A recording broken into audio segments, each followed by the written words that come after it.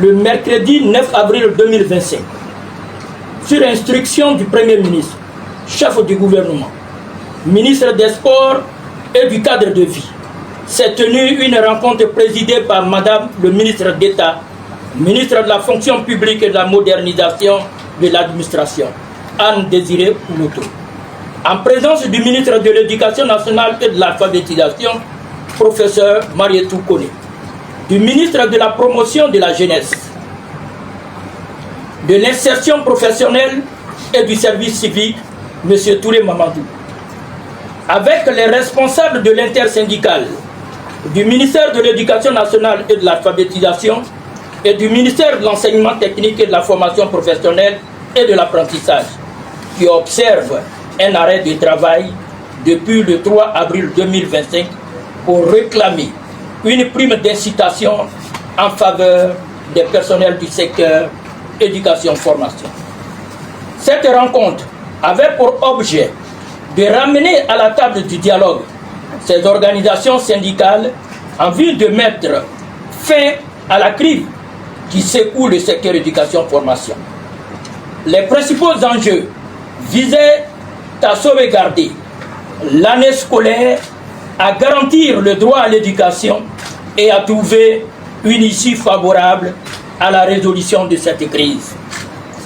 À l'issue des échanges, les parties ont convenu de ce qui suit. L'organisation d'un atelier inclusif les 17, 18 et 19 avril 2025, réunissant l'ensemble des parties prenantes autour du thème « Examen de la revendication relative à la prime, élaboration d'un chronogramme de travail ».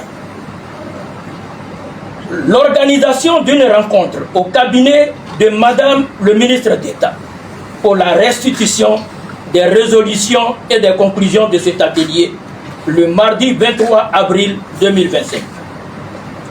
La réaffirmation de la nécessité de privilégier la voie du dialogue responsable pour l'examen de toute préoccupation conformément à l'esprit de la trêve sociale. Les organisations syndicales ont fait le plaidoyer de la libération de leurs camarades incarcérés ou interpellés et la levée des mesures à caractère financier prises lors de l'arrêt de travail observé les 15, 16 et 17 octobre 2024. Les membres du gouvernement, rappelant le principe de la séparation des pouvoirs, ont fait connaître que le plaidoyer relatif à la demande des personnes condamnées ou interpellées relève de la compétence de la justice. Toutefois, ils ont promis porter ces doléances à l'attention du gouvernement. En retour, les membres du gouvernement ont demandé un signal fort allant dans le sens de l'apaisement pour l'arrêt de la grève déclenchée depuis le 3 avril 2025. L'intersyndicale, tout en saluant l'esprit de convivialité qui a prévalu au cours de cette discussion, s'engage à consulter sa base le jeudi 10 avril 2025 au cours d'une assemblée générale, fait à Abidjan le 9 avril 2025.